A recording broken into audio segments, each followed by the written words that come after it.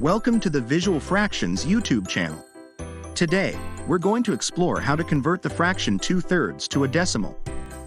To convert the fraction 2/3 to a decimal, all we need to do is divide the numerator, the top number, by the denominator, the bottom number. In this case, we want to convert 2/3 to a decimal.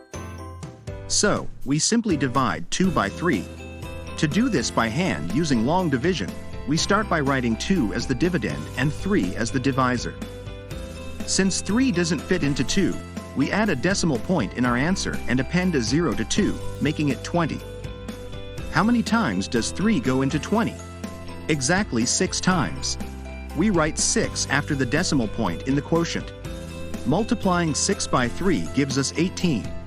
When we subtract 18 from 20, we get a remainder of 2. Next, we add another 0 to the remainder, making it 20 again. How many times does 3 go into 20? Again, it goes in 6 times. We add another 6 to our quotient, giving us 0.66. This process repeats indefinitely, as each time we subtract 18 from 20, we are left with a remainder of 2, and when we bring down another 0, the cycle continues with 3 going into 26 times.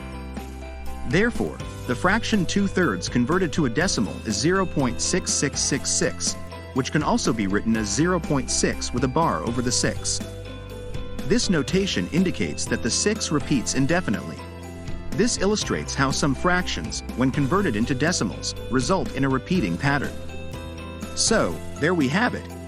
The fraction 2/3 converted to a decimal is 0.6 with a bar on top of 6.